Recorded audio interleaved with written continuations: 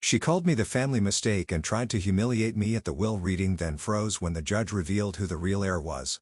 I'm O'Dellon. And, yes, my own sister stood up at our mother's will reading just to humiliate me in front of everyone. She called me the family mistake and smiled like it was her favorite game, like I was some afterthought. But what she didn't know was that our mother had rewritten everything. They thought they buried the truth, but what if the truth was buried with me? Alive, waiting, with receipts? Stick around. Because what happened next didn't just silence a room, it ended a legacy built on lies. 2 days.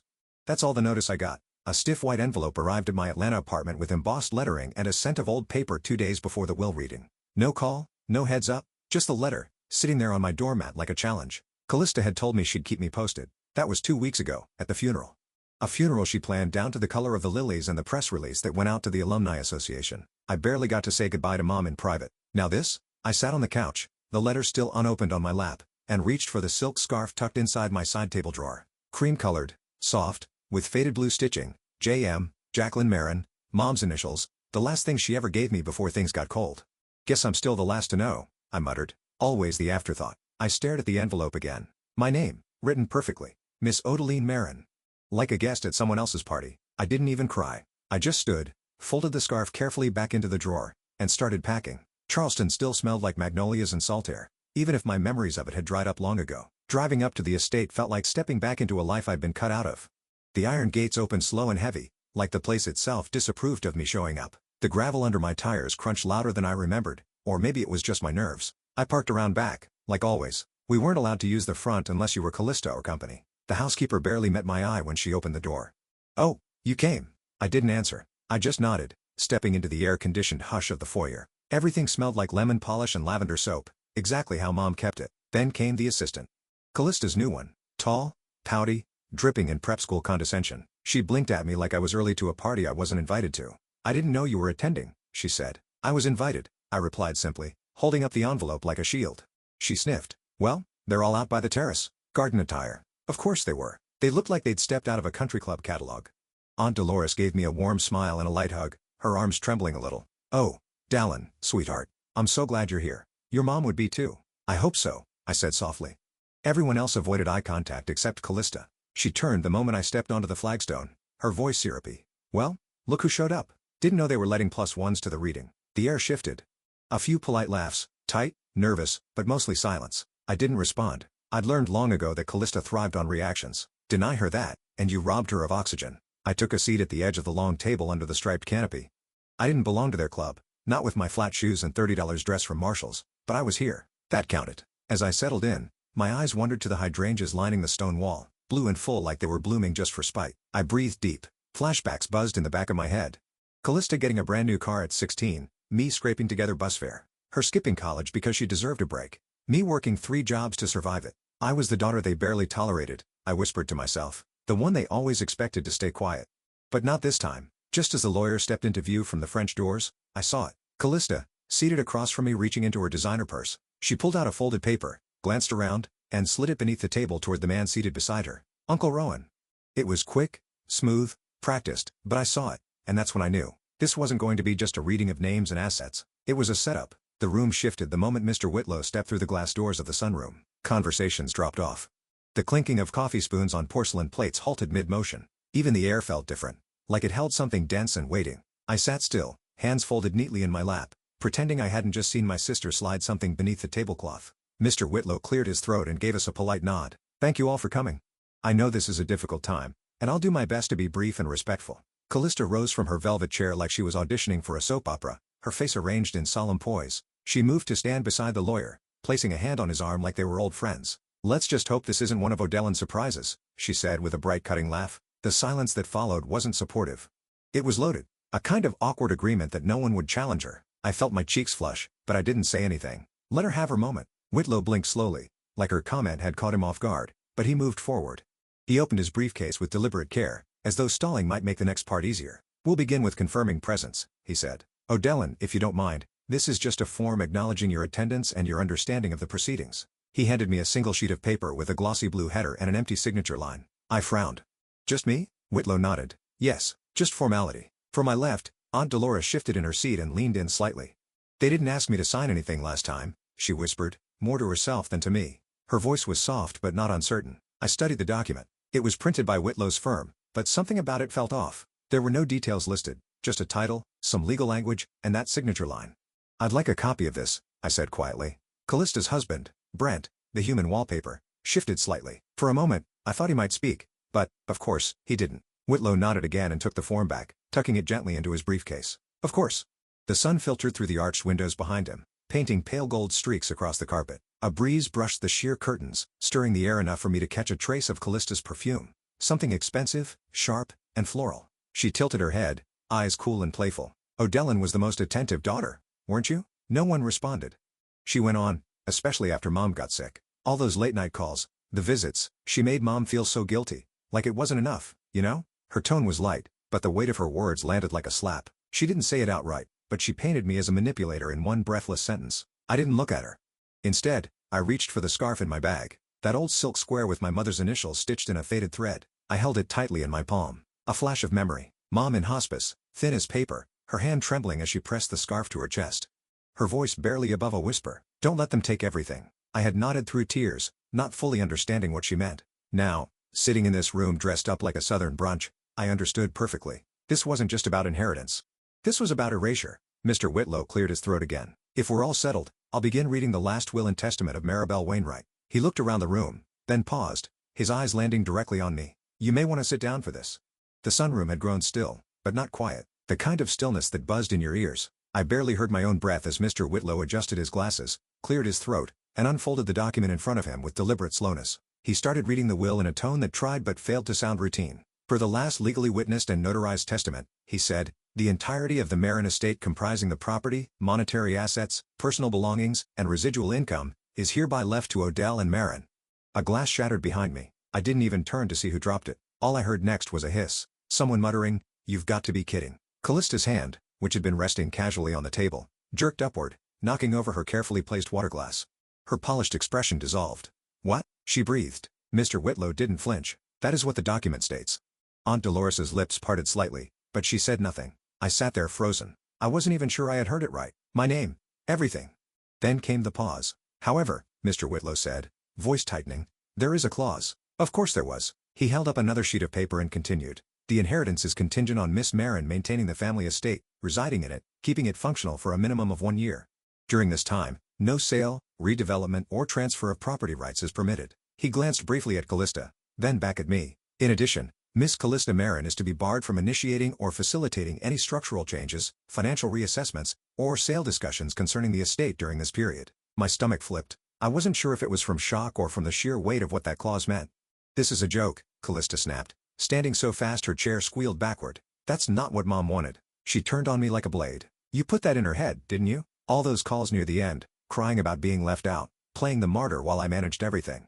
Callista, Aunt Dolores tried, but was quickly silenced. "No, no. They need to hear this," she snapped, gesturing to the few distant cousins and family friends lingering near the back. "She didn't even visit for years. Then suddenly when Mom got sick, she's at her bedside like Florence Nightingale rewriting history." I kept my eyes steady on the tablecloth. I could feel every muscle in my back trying not to curl in shame. But shame for what? She guilted her into this, whispered to her in the dark. She didn't even cry at the funeral. I didn't flinch, not because it didn't sting, but because I knew if I gave her one tear, she'd twist it into proof. Mr. Whitlow interjected, "Miss Marin, these terms were written directly by your mother, in her own hand. The will was signed in front of a notary and 2 independent witnesses." She was confused, Callista snapped. She had started mixing things up. "You said so yourself, Dolores." "I said she was tired," my aunt murmured, not confused. For a moment, no one said anything. The sunlight filtered through the tall windows, casting soft shadows across the floor. Ironic how gentle everything looked in a room full of knives. "Did she leave? Anything else?" I asked softly. My voice felt like it came from somewhere outside my body. Mr. Whitlow hesitated, then reached into his briefcase producing a sealed envelope. "She did. She left this for you, O'Dellon." I took it with both hands. The envelope was heavy, more than just paper. It held something dense, almost sacred. I turned it over, breaking the seal. Inside, a single folded page. My name was at the top. Her handwriting, my mother's familiar loops and slants stretched across the page in blue ink, slightly faded.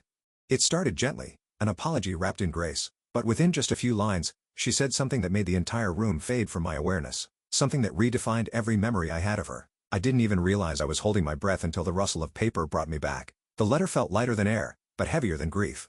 I unfolded it slowly, carefully. Like if I moved too fast, the truth inside might disappear. My mother's handwriting curved across the page in a way I hadn't seen since before the tremor set in. Somehow, it looked both fragile and furious. I didn't plan to read it aloud, but I did.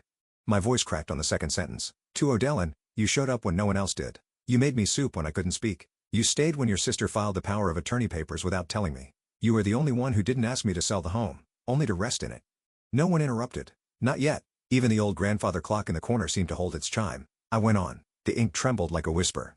I was not confused when I wrote this. I was tired but not confused. And I want you to know. I changed the will after she tried to sell the house beneath my feet. I couldn't stand the thought of being tucked away while strangers walked through our halls.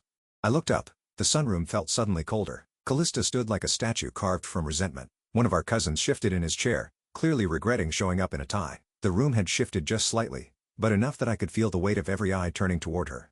I didn't do anything she didn't want, Callista finally said. Her voice was strained, brittle. She was sick, delirious. You think she could make that kind of decision in a hospice bed? I didn't respond.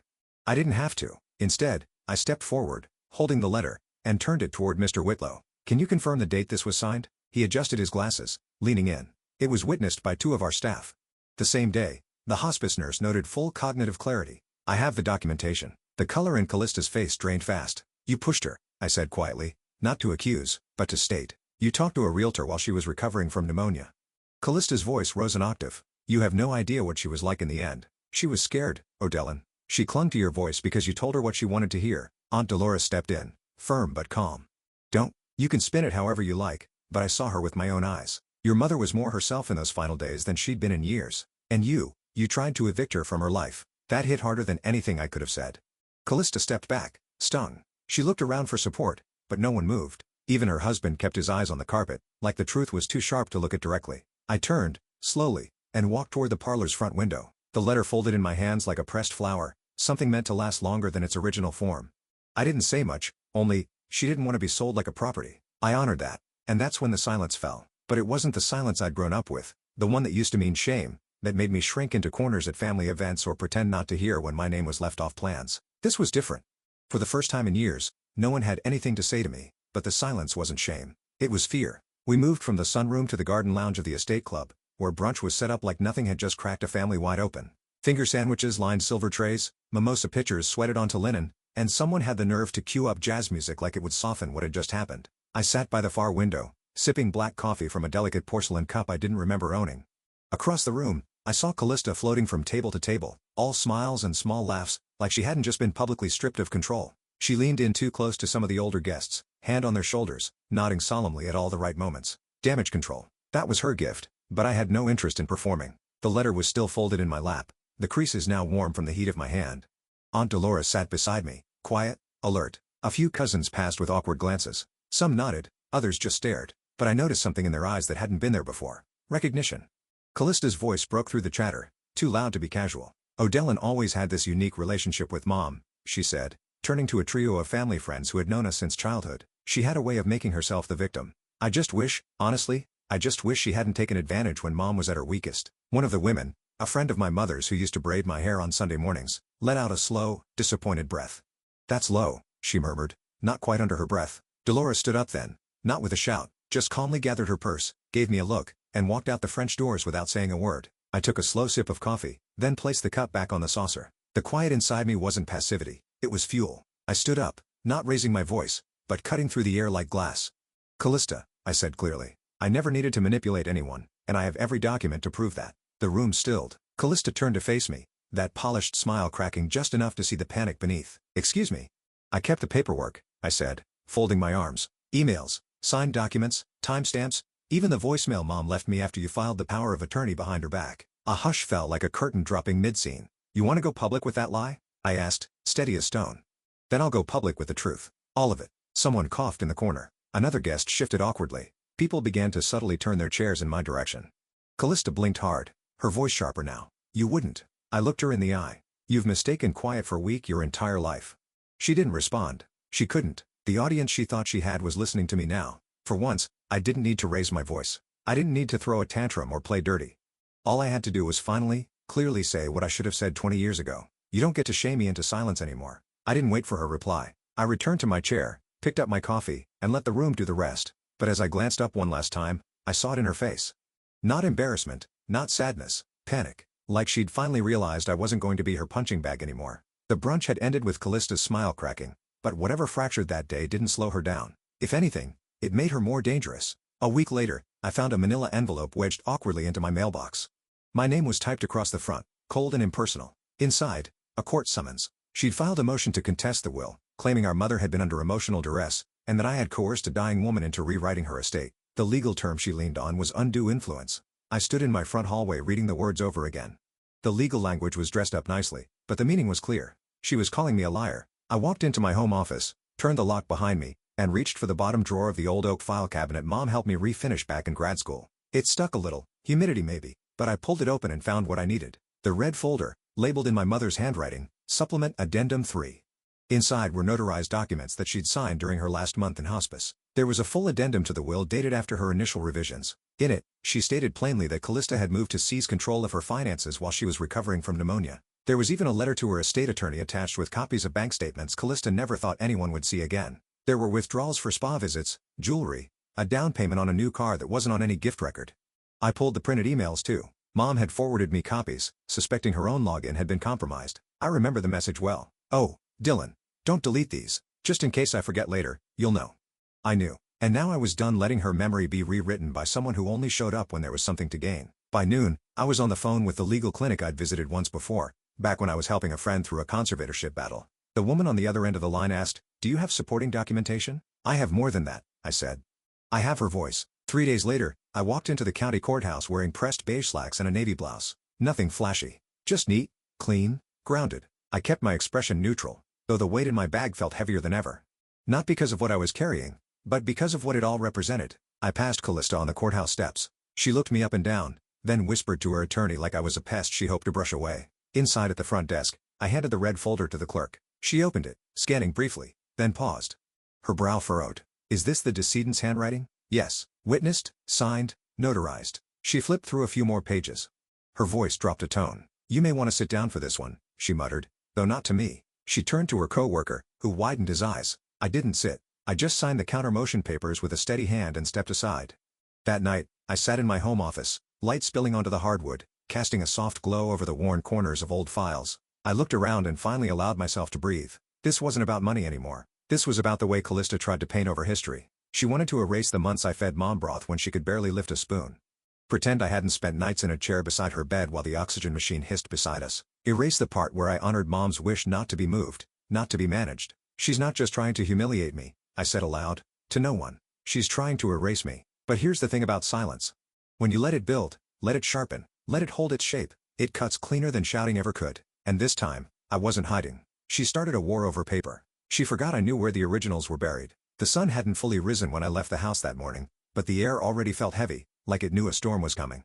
I parked a block away from the courthouse, choosing the quiet rather than being dropped directly into the chaos I sensed was waiting. As I neared the plaza, I spotted them. Tripods, boom mics, people with badges that read press clipped to their coats, and in the middle of it all, my sister. Callista was already mid-performance. She had on that soft lavender coat she only wore when she wanted to seem relatable.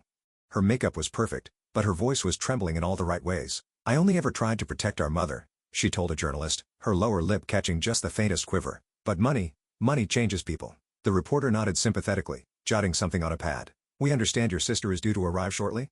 Callista's expression shifted for just a moment, a flash of tight control. "Yes, I'm sure she has her version." I paused just out of frame, close enough to catch every syllable, far enough to go unnoticed. So that was her move. Shape the story before I could speak. Paint herself as the grieving daughter betrayed by a greedy sister. Use the cameras to erase the evidence I held. But I came prepared. I stepped forward, heels clicking softly against the concrete.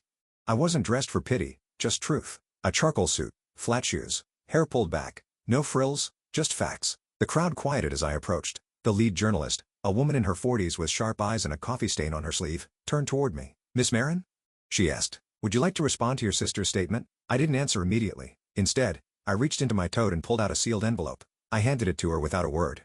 She opened it. Inside, a packet containing time-stamped screenshots, email threads showing Callista's wire transfers from our mother's joint account, and a notarized letter from the hospice nurse dated 2 months before our mother passed. The nurse had written, "Patient expressed repeated concerns about her daughter, Callista, accessing bank records without consent. Recommended independent oversight. Logged on file." The journalist's lips moved silently as she scanned the page, then she looked up. "Ma'am, where did you get this?" "My mother gave it to me," I replied. She knew this day might come. Before the journalist could respond, a voice rose from the crowd. I can confirm that. We all turned. Nurse Jeanette stood near the back, wearing her old badge around her neck. I was her night shift nurse. I filed a report when Miss Callista raised her voice and waved a checkbook at her mother. She was recovering from pneumonia. She cried herself to sleep that night. Murmurs rippled across the plaza. One man took a cautious step back from Callista. Another woman shook her head and muttered, "Disgusting." Callista's composure slipped. This is a smear campaign," she snapped. "None of this proves manipulation." She was dying. She didn't know what she was doing. I turned to face her fully, but my voice didn't rise. She knew exactly what she was doing. She changed her will after you tried to move her into a care facility she never agreed to. You wanted the house gutted and flipped into luxury condos. You even toured the architect through the backyard while she was asleep. Callista's mouth opened and closed, but no words came out. I stepped closer, not to threaten, but to finish what had started. "I'm not here to ruin you," I said. "I'm just done pretending. Done playing the quiet one while you rewrite history in broad daylight." The cameras turned toward me. I didn't flinch. I didn't smirk. I just stood there, truth in hand, storm behind me. Silence fell again, but this time it wasn't mine, it was hers. I walked into the courtroom with steady feet, but inside my heart wasn't still. It was focused, laser sharp. There was no bailiff announcement, no formality. People had already filled the rows. Neighbors, extended cousins I hadn't spoken to in years, former church friends of Mom's, and the press. They were there too, eyes sweeping from Callista's bright blazer to my quiet gray dress. This wasn't a hearing. It was theater, and my sister had cast herself as the star. She stood just feet from the bench, one hand dramatically placed on a folder. I already knew what was inside. The older will. The one she'd pushed Mom to sign during a fevered recovery. The judge entered and everyone rose. Then came the tone that sliced the air. "We are here to finalize the probate of the estate of the late Maeve Marin. We will hear both parties' evidence. Miss Callista Marin, you may begin." Callista cleared her throat. "Your Honor, this is my mother's legally recognized will. Signed, witnessed, and notarized. I've submitted copies to the court and to opposing counsel." I didn't interrupt. "Not yet," she continued in that sickly sweet tone she always used when playing innocent. "It names me the sole executor and heir of the estate, which I accepted not out of greed, but responsibility. My sister, Odellen, was not involved in Mom's care during her final year. She only appeared when the paperwork was done. I'm afraid my mother was pressured, possibly manipulated." The courtroom buzzed. A few reporters started scribbling. The judge turned to me. "Miss Odellen Marin, do you wish to respond?" I stood up quietly without drama. I held a single envelope in both hands and walked forward. "Yes, Your Honor. I have a later will, signed by my mother, dated and notarized 1 month after the version presented by my sister." The room hushed. The judge raised his brow and gestured for the bailiff. I handed over the envelope sealed in pale blue. My mother's handwriting looped across the flap. Familiar, soft, undeniably hers. The judge slit the top carefully. His eyes skimmed. He nodded. "This document appears legally valid. Date, July 9th. That's 4 weeks after the previous will. Witnesses listed, Dolores Marin and Jeanette Holloway. Notarized by state-certified notary Erica Plath." Callista's composure cracked. She took a step forward. "She forged it. That's a fake." I didn't flinch. I simply turned toward the AV tech in the corner of the courtroom. "Could you play the file, please?" The screen flickered. The judge gave a small nod. And there she was, my mother.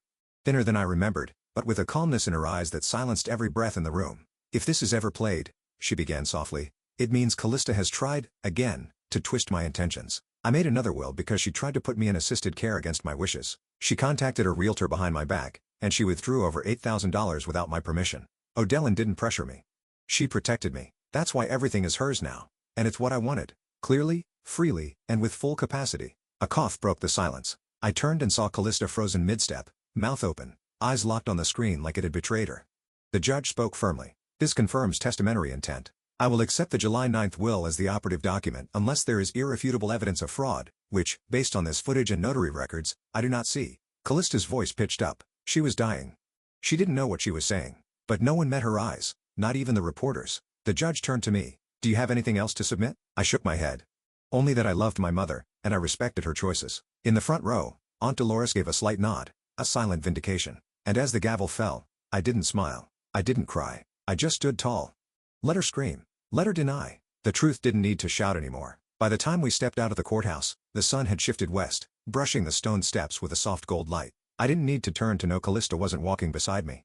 She'd stayed behind, hunched in the corner like the weight of her own lies had finally caught up. She didn't yell this time. She didn't even look at me. Just silence. Not the kind I'd known growing up.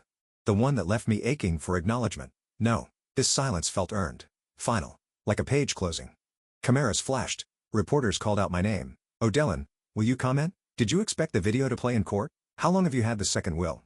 I didn't stop. I gave them what Mom would have called my weather face, the one I used in storms, funerals, and Sunday dinners when Callista made another backhanded comment. I walked down the steps and found Romy waiting at the curb in her old Toyota, her hand already resting on the passenger door. She didn't say anything at first, just looked at me, then at the courthouse, then back at me again like she was measuring whether I was okay or just holding together out of habit. "You ready?" she finally asked. "No," I said, "but I'm done." The ride home was quiet, just the faint of tires on pavement and the occasional thump of my heartbeat in my throat.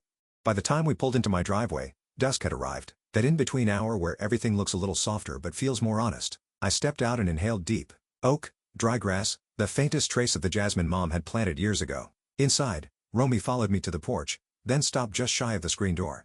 She reached into her bag and pulled out something that made my breath catch, a letter singed at the edges. "Familiar. I found it tucked inside the lining of your mom's old wallet," she said. "Didn't look like something you'd want strangers digging through." I took it gently. The paper was creased and brittle, but the ink, her handwriting was still there. The envelope was addressed simply to my youngest, my silent warrior. I didn't read it right away. I sat on the swing first. Let the cicadas buzz in the distance. Let the quiet settle. Then I opened it. "You always were the strongest, even when they pretended not to see. I hope one day you realize you didn't need their praise to matter. Some truths aren't spoken. They're lived, and you lived it right. I love you always, Mom." It wasn't grand. It wasn't poetic, but it was everything I never got to hear her say out loud.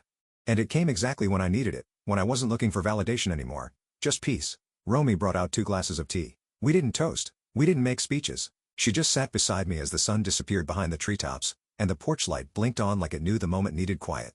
I looked around at the chipped paint on the banister, the stubborn flower pot Callista always said was too small town, the wind chimes that clinked like they were whispering instead of ringing, and I thought about all the birthdays I spent waiting for someone to show up, all the report cards, the hospital visits, the solo Christmas mornings, waiting. But now I didn't feel empty. I felt full in a quiet, steady kind of way because I wasn't living for their acknowledgement anymore.